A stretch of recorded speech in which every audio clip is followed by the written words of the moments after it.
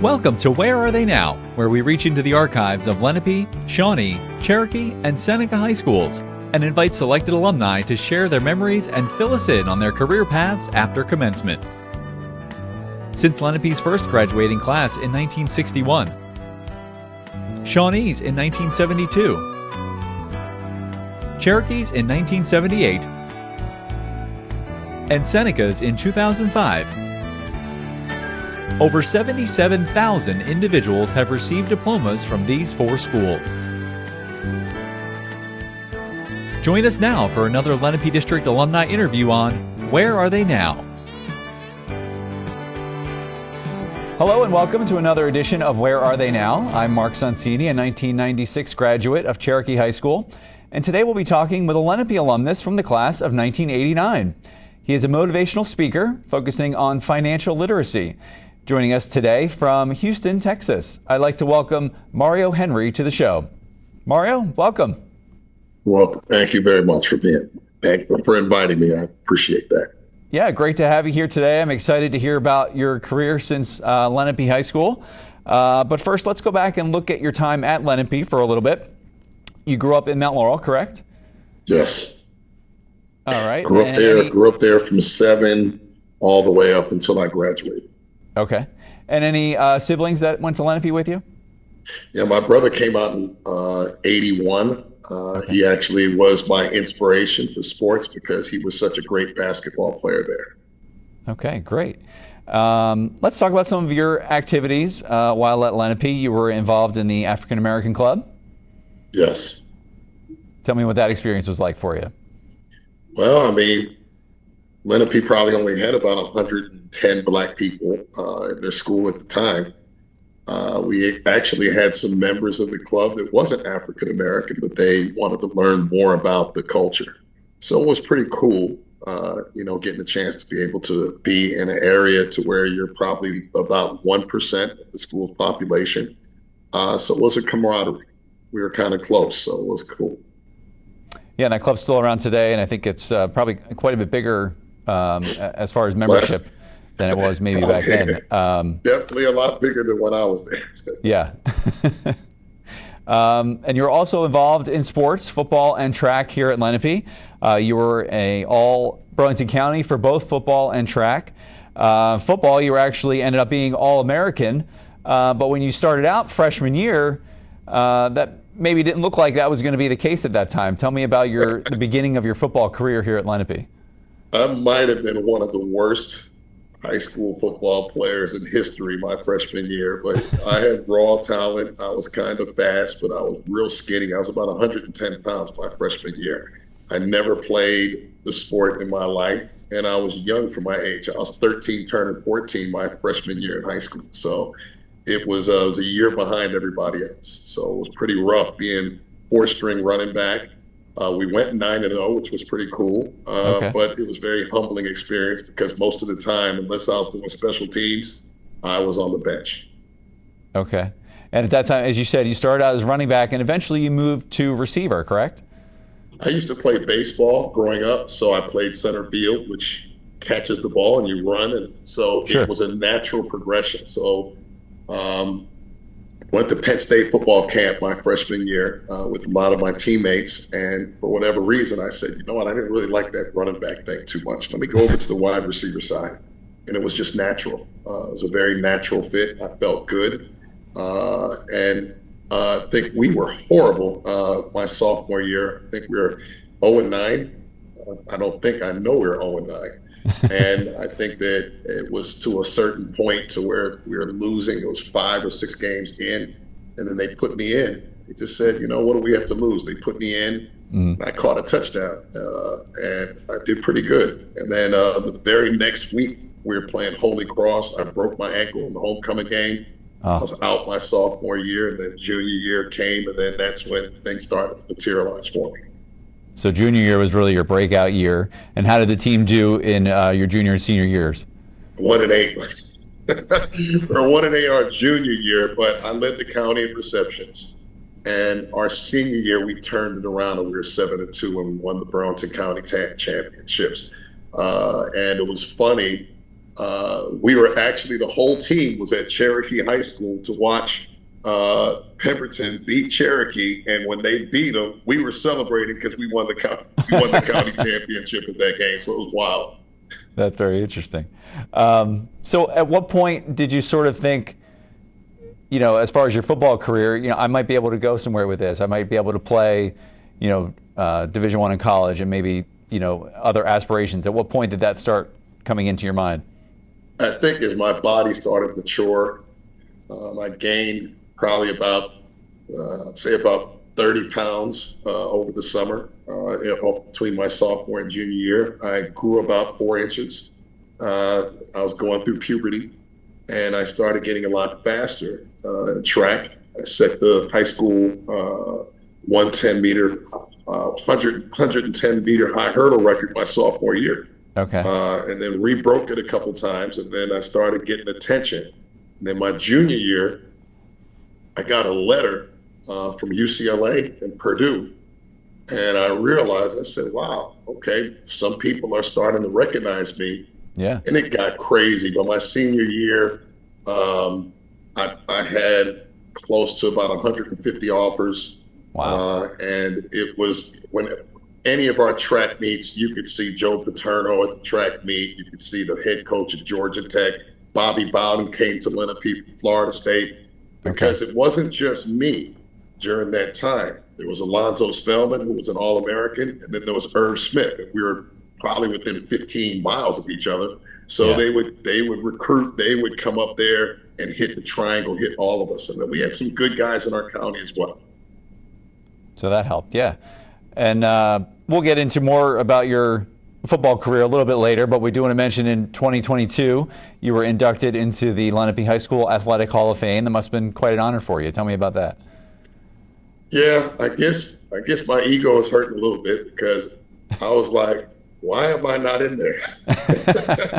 And so Michelle Riles, who now is my girlfriend, but at the time we were just friends, she nominated me, and then from that point, it all started to happen. So I was humbled and I was honored to be there, and it was a great feeling.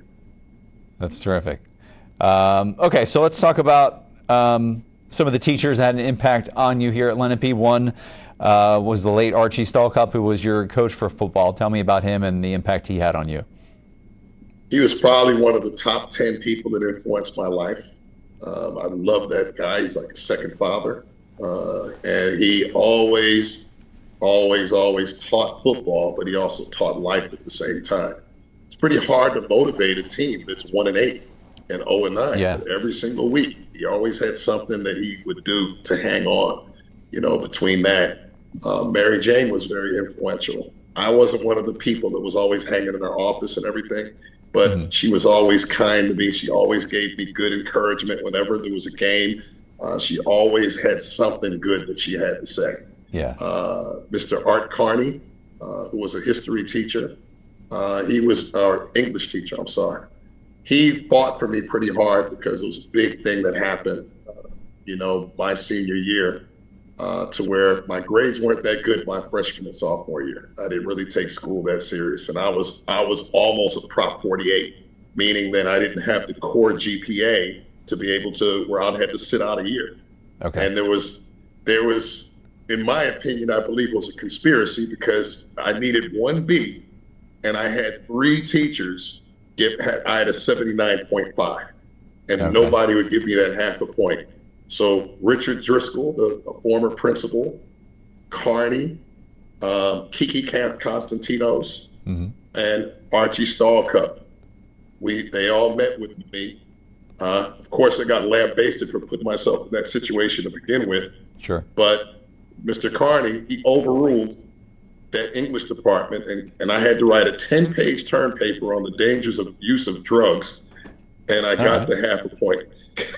So I really had to learn about taking a lot of responsibility, and I teach my kids what I actually had to go through for that. So those teachers that was there, I owe a lot to. Escadori, he was a coach there.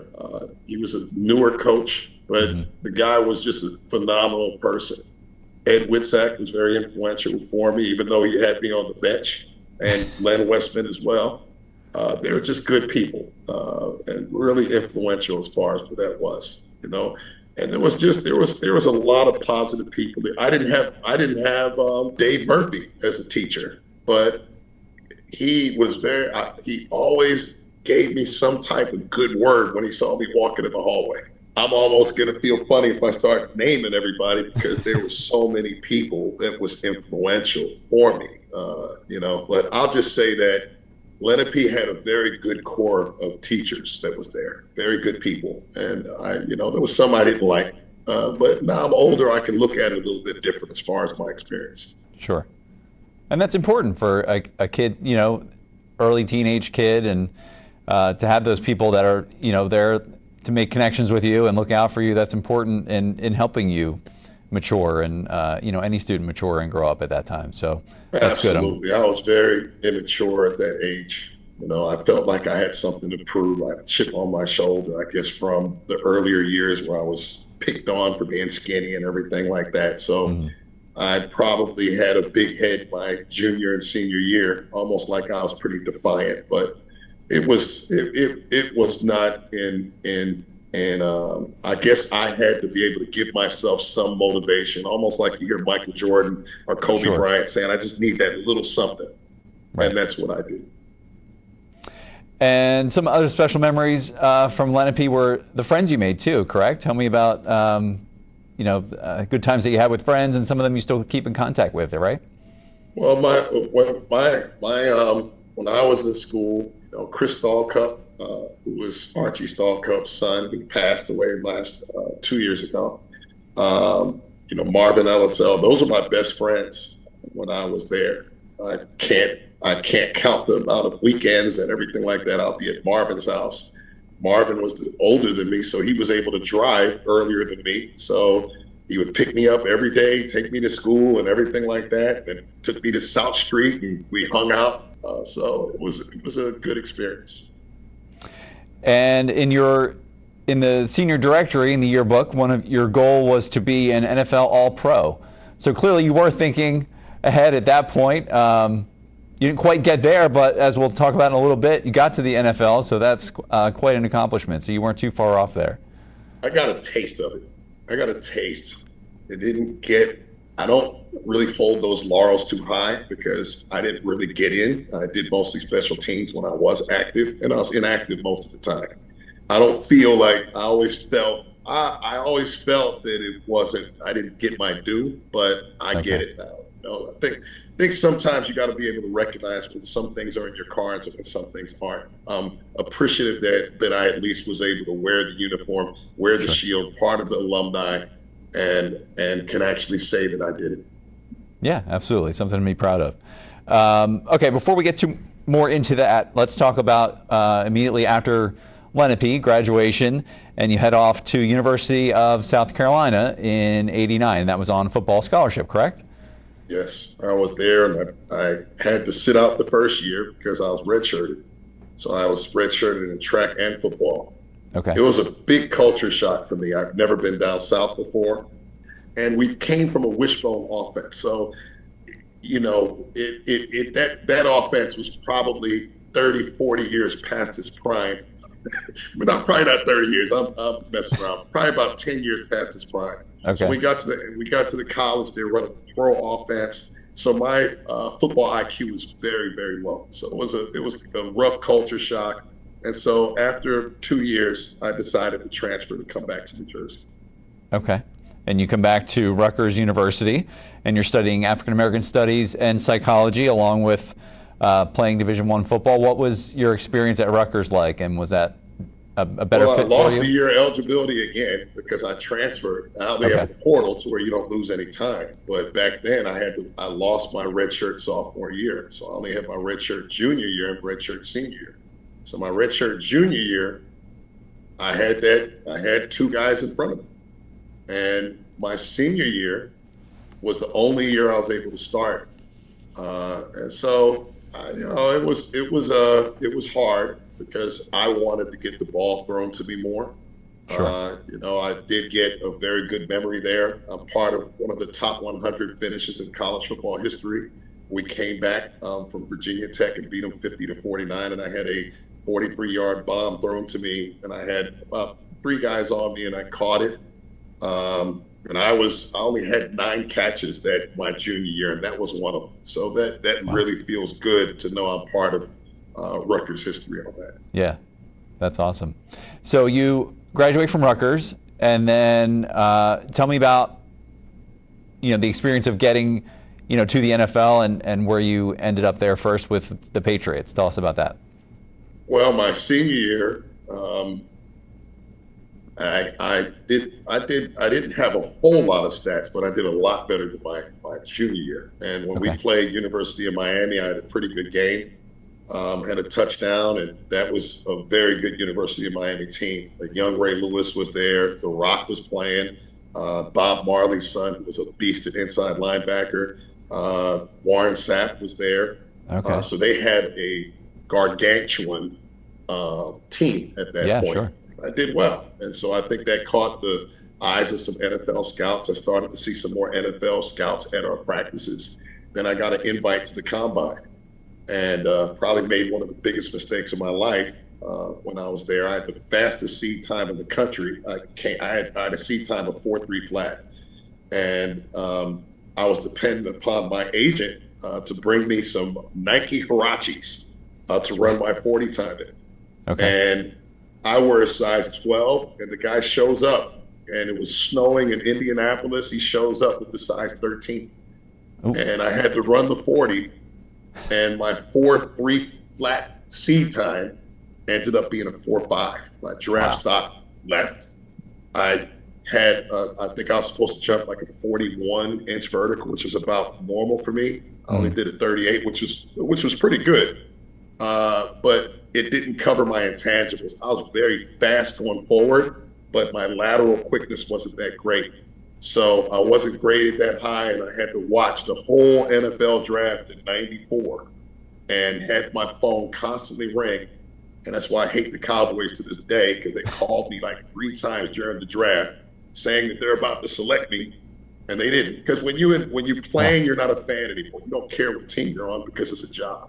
Growing Right. up, I didn't like them, but then that gave me a reason not to like them more to this day. So it was humbling. I was a rookie free agent, which means that you're what you call a camp body. Means that you're going to be there. They gave me number 12, which was an insult at the time, because wide receivers wore 80 jerseys, 80 to 89. Sure. So I remember my first day in training camp.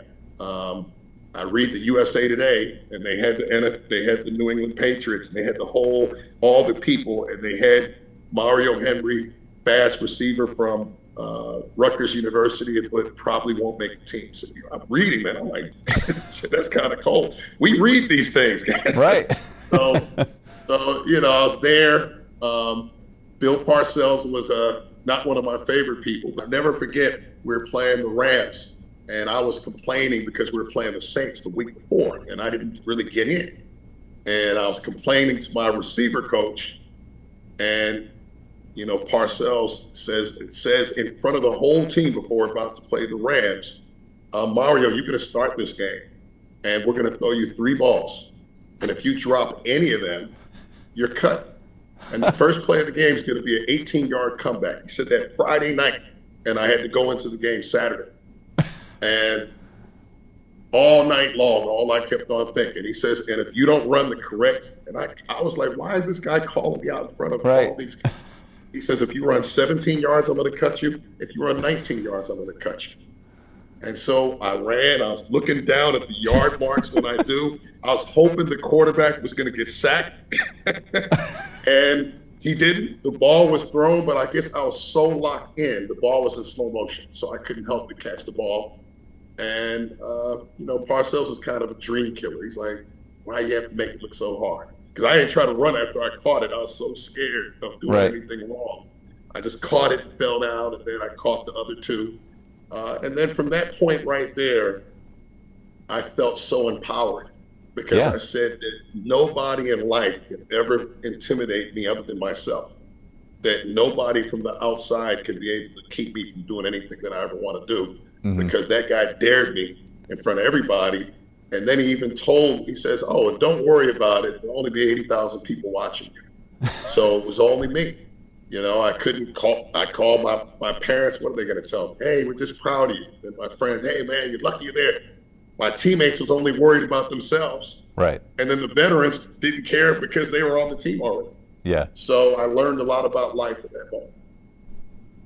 Wow. Talk about a sink or swim moment. I guess, that's the kind of mental makeup you have to be able to conquer to be there and be successful. So that was the mental game on being an athlete, especially when you're a rookie free agent. You want to see some intensity. Watch the last preseason game before the final. Yeah.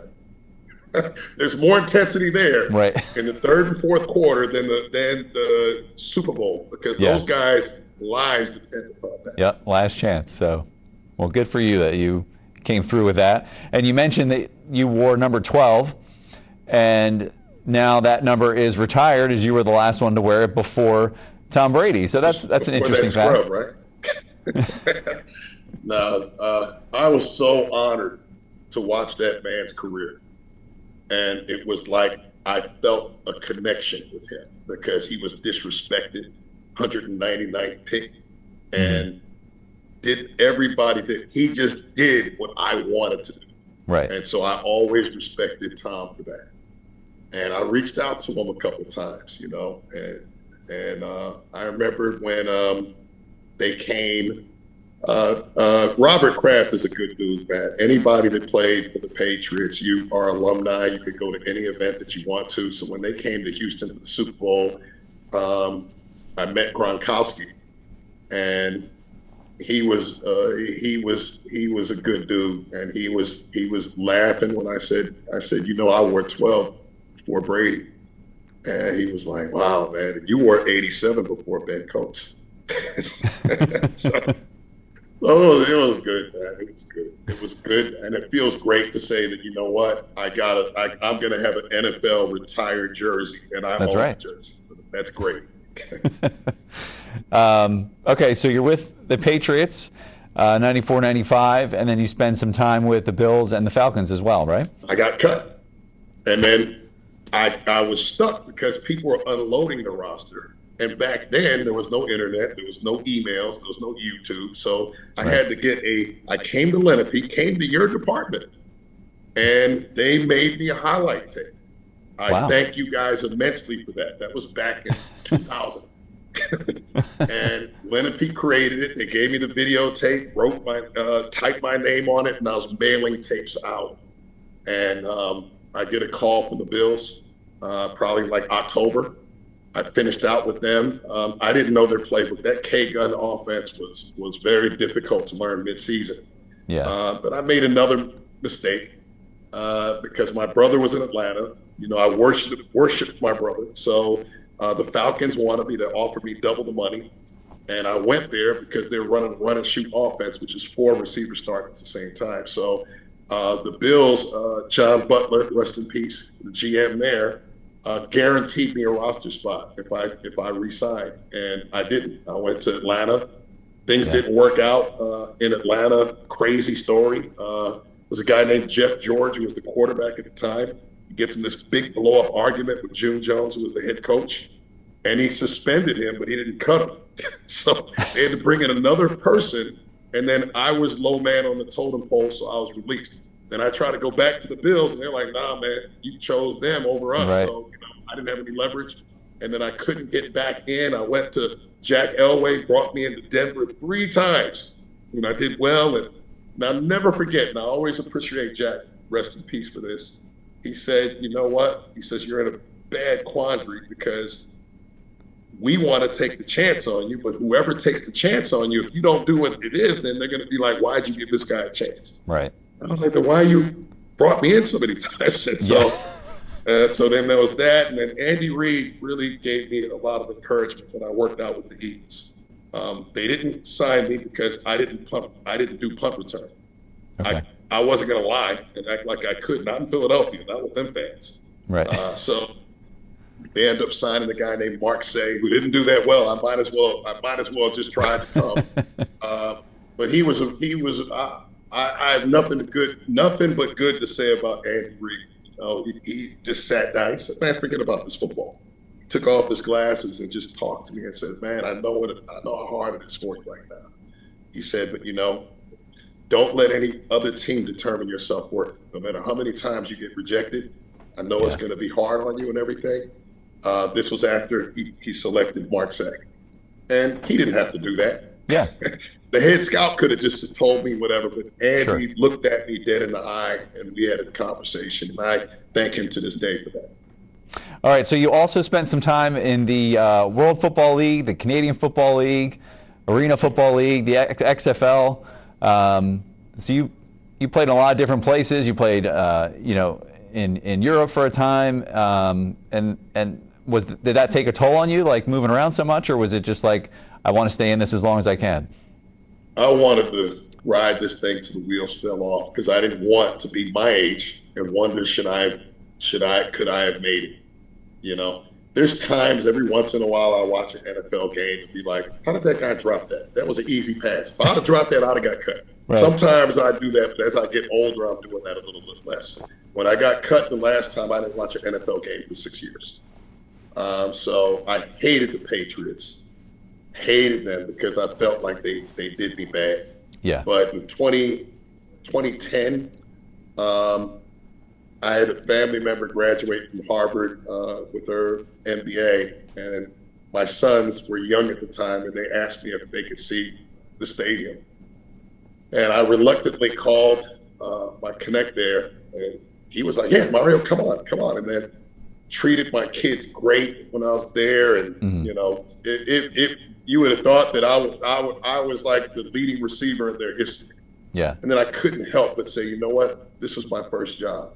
And then now when they looked at me, shook me in my hand and said, any game you ever want to come, just give us a heads up. And then now I said, you know what? I'm a Patriots fan for life for that.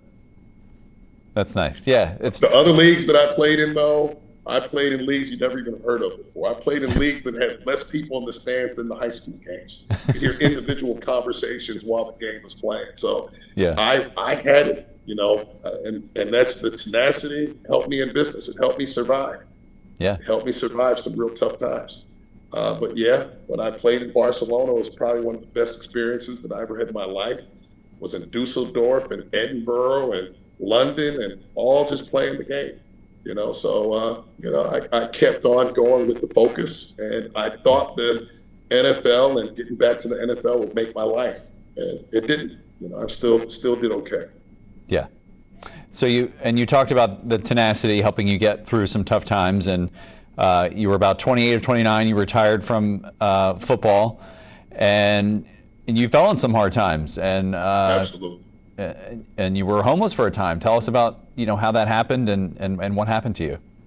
Well, there's homeless to where you see the people out on the street, and then there's homeless to the point to where my ego was not going to allow my parents to feel like they were correct. They told me it wasn't a good idea for me to go back to Houston because I started dating this girl, and Houston's a lot warmer, and I was going to be going back to the XFL, and I was going to try to work out and everything. This is the XFL's inaugural season, so I go out. I went out there, went to Los Angeles, and didn't work out with the girl that I moved out to kick it with. And I was there. Dick Butkus was the person who was timing me in the 40. And as I was getting ready to run, my foot went into a pothole while I was kind of just warming up. And I really turned my ankle to a point where I couldn't run. And, Dick runs down there, and rest in peace. And I'll never forget, he looked at me and said, man, he said, brother, he says, don't ever feel like you have to do something. It's like he knew. Don't feel like you have to do something. Maybe there's something better that you could do. Yeah. And after talking with Dick and a family member and everything, I just said, you know what, I'm done. But the problem was because I didn't get a job throughout that entire time, because when you're a starving athlete, you always have to be prepared to go to workout or anything like that anywhere in the country at a snap of the nose. So I didn't. Sure. All I did was train and work out. Felt like a failure because I was living with my parents at 27, 28 because I moved back to Mount Laurel. And, when I decided I was going to do that, my parents was like, I don't think it's a good idea. And then when it wasn't a good idea, I was like, I can't go back there and say and admit what I did. And I didn't really have any money. I had a Discover card and I had like I had $1,000 limit and about a $990 balance. And I was in Houston. Luckily, gas was like 90 cents a gallon. And I looked the part, had a Cadillac STS. Everything was real nice. I was broke. So I stayed in my car. And I had a Bally's membership. It was free with every NFL. That was a gym back in the day. Yeah. And I would be in there. I'd shower and I'd work out for 7 hours. Then I'd go to the, that's why I don't eat hot dogs to this day. I'd eat the 99-cent hot dogs for 2, and then I get the little quarter waters or whatever they call it. And I lived like that for 3 days. And then I guess my mom had some kind of mom instinct, and she must have known something wasn't right. She says, Mario, will you do me a favor? And can you stay at your aunt's house because she heard something? She's there by herself. And I was like, well, I got someplace I can live. Why do you want me to be over there? Knowing I'm in my car. So I went over there, and then I just started. I had that come to Jesus moment, as they say, and I just had to reflect on my life and determine to say, you know what, I'm going to do something different. And I started reading, I guess, in the Houston Chronicle, and there was an ad said United Teachers Associates, and it said it could pay $100,000. And then I didn't know what it was. I went to the interview. The guy was like, you ever heard about insurance and everything? I was like, yeah, health insurance. He goes, no, life insurance. I was like, no, I knew nothing of it. And then he described it. I was like, I don't got nothing to lose. And I went, and there was a guy who I mentioned, Irv Smith, who was an All-American. He was with the Cleveland Browns at the time. Never forget, this guy just gave me $200 out of thin air. And that was the money that I used to be able to. It cost $100 to take that test. So I took $100 and I went down to Austin. I stayed there a week. They covered my room, but I had to cover all my food and gas and everything like that. So I was like, I have to pass this test. So I passed it. And then I thought United Teachers Associates was something with school, and then I started. I was selling cars before that. I didn't like it. I was salesman of the year at Mall Chrysler. But to sell cars, I felt like for me to win, somebody else had to lose. So I didn't really like that. I was good at it, though. Yeah. So once I realized that, I sold a car to a lady who was a substance abuse coordinator for one of the schools. And then she asked me if I ever wanted to motivational speak. And she worked with me, a woman named Lori Leonard. She lives in Mount Laurel, actually. And she worked with me and coached me on how to do this. And the first one that I did, they paid me $2,000. I needed to give them $3,000 back because that was the worst motivational speaking program that I ever did, man. It's like I had these cue cards in front of me, and then there's no fear of talking to some high schoolers when you're not that confident, because they'll sniff that out, and the screen went up, and I hit my cue cards, and then this light hit me. I couldn't see the cue cards anymore. I was thirsty, and man, that was a brutal hour.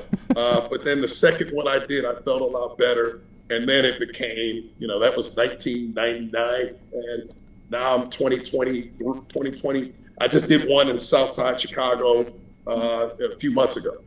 So I've been doing that now for a long time. And that's your Playbook for Life series, right? And basically you're talking to younger kids and, elementary up through even college age about financial literacy and setting professional goals and things like that, right? Yes, because of my unique experience of being on the broke side. I guess it's kind of funny when you look at it. Athletes aren't known to be financial stewards, so I ended up becoming a financial steward, and I learned about finances in an out-of-the-box way, not a stock market thing, but it actually worked for me. And it helped me start to understand credit. And then from credit, I started to understand a lot of other things. And then studying in the NFL playbook is this thick.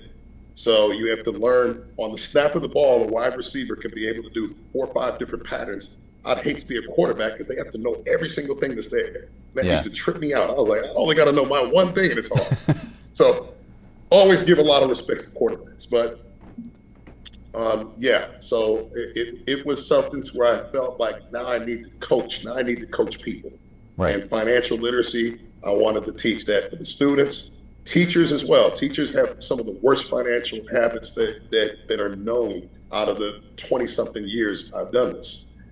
So I tried to come in to say, you know what, I don't want anybody to experience what I did. So then that's why I made it a personal crusade to be able to do that.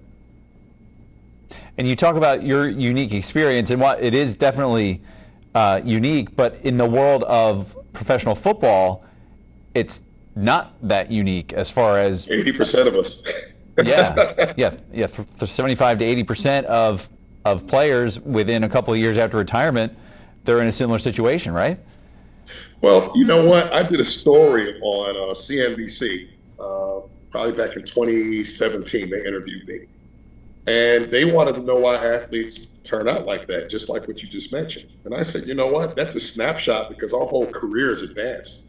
That's going to happen to everyone because our pension, we don't get a pension until we're actually 59 and a half. Mm-hmm. We retire at 20, 30 years old. Sure. So the money that you make in the NFL has to last your entire life. But look what happened during COVID. We were shut down for a month, 2 months. And the whole country needed a check. Right. So that's not just athletes. That's most people, because most people, you don't learn that in school. You don't learn financial stewardship. And even what are you supposed to do to be able to save in today's dollars for tomorrow past inflation? Then you got to risk what you're going to get on the stock market on losses. And then we're not accounting for if we live too long. So it's a formula that most people are going to end up like athletes because the formula is not set for us to live as long as we live in and our money to last us as long as we're doing. And then we got to overcome odds like if we get cancer, if we get a stroke that doesn't kill us or something like that. Right. Then we use a lot of our savings to be able to help that. Then that's our retirement. So that cycle continues and continues and continues. So I've done all the research, the study and everything. Most Americans are going to end up like athletes. And to that end, in 2015, you wrote a book, How to Hire Your House, and came up with a patent for a system to help people kind of a way for them to prepare for some of the stuff that you're talking about, right? Yes, because what happens is I show people how to create their own pension. Because even most people don't get pensions. And most states, a teacher can be able to do 30 plus years and they're only going to get 69% of about their highest 3 years. And some states, they don't get paying the Social Security and they don't get Social Security. So I try to teach every human being how to get a pension. And so because of the fact when they're like, well, I got a financial guy, I said, okay, do the math. Let that financial guy tell you, not what you're going to have at retirement. Tell it what it means on an after-tax basis, on what that means in your paycheck. Well, it's great that you've kind of used that, that education that maybe you didn't even want at the time, but you're using that now to help other people and help people prepare for that. So that's awesome. Let's talk about your family for a little bit. You have 5 children and 7 grandchildren. Tell me about them. Well, I prematurely had children when I was young. I was 22 when I had my daughter. And so she's going to be 30. I got another daughter that is around that same age. And then I have another daughter that's about 20. She's 26 in Atlanta. Or she's 27, sorry. Then I have my 2 sons that they're twins, and they're going to be 21 on February 11th. Then I adopted 2 of my grandkids, so I guess you could say I have 7 kids and 5 grandkids. Okay. And then, my 3 granddaughters, 2 granddaughters and 3 grandsons. So And it's a full roster. yeah, you almost got a starting offense there. Um, Yes.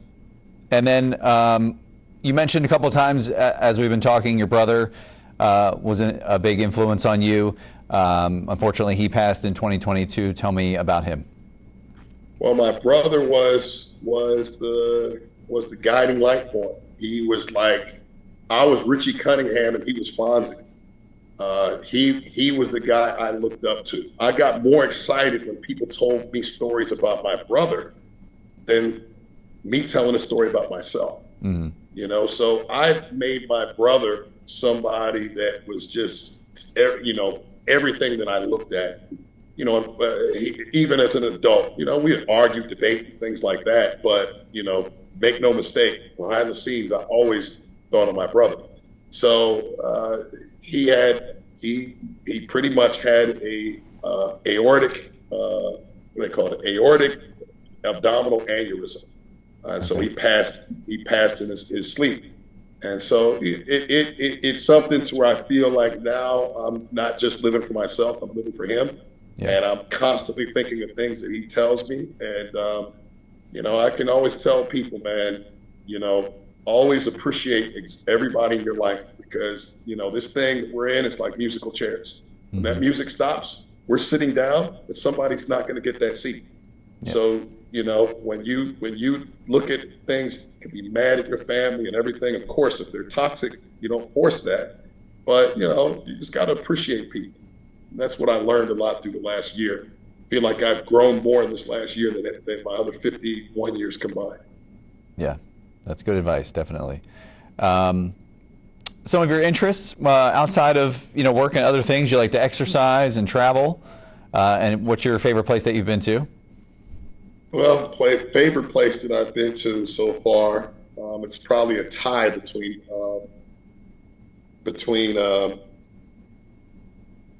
definitely when I was in Maui. I love that, even though it's kind of cliche, Maui. But the way I did Maui, it was really, really good trip. Yeah. But it's hard to say because I've been to so many different places that I love. I love so many different places in the Caribbean. I mean, my parents are from Panama, so I love when I could go to Panama and visit my relatives that's there. I don't really speak Spanish like that, so they're my interpreters when I'm there. My family, my father's side of the family's from Jamaica, so I loved when I was there when I was little. And then the bucket list is so many other different places that I want to go. I want to go to Tahiti. I want to be in Fiji. I want to go into certain things, and hopefully I can shut everything down by the time I'm 55, and I can keep on experiencing more places that I want to be.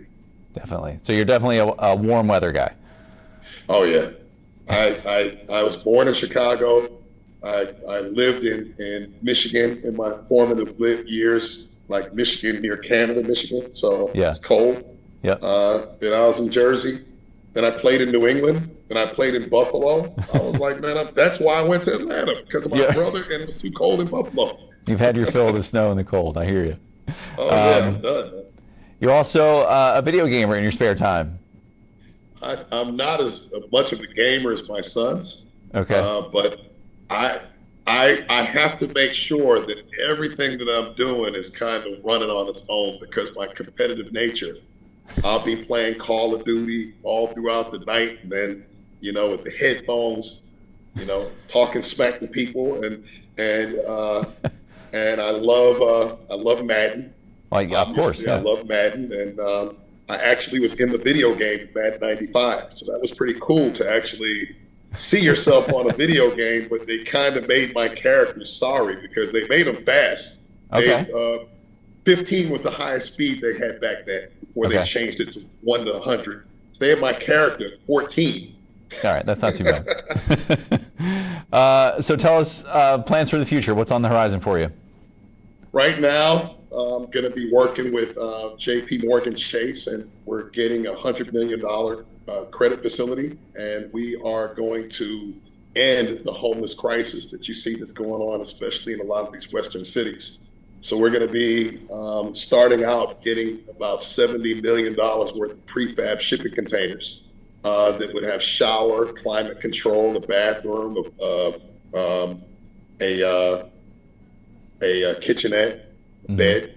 And so obvious for me being homeless in those 3 days and seeing people out there in the street, I think it's something that affected me when I was in that particular time period. Well, Mario, you've had some very successful times in your career since Lenape, and you've had some other times that weren't so good, but you have learned a lot from them, and you're giving back and trying to educate other people and help others with that. So I think that's awesome.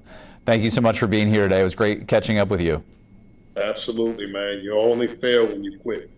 It's the only time you fail. So nice talking to you, man. You did an excellent job. Thank you. We appreciate having you here today.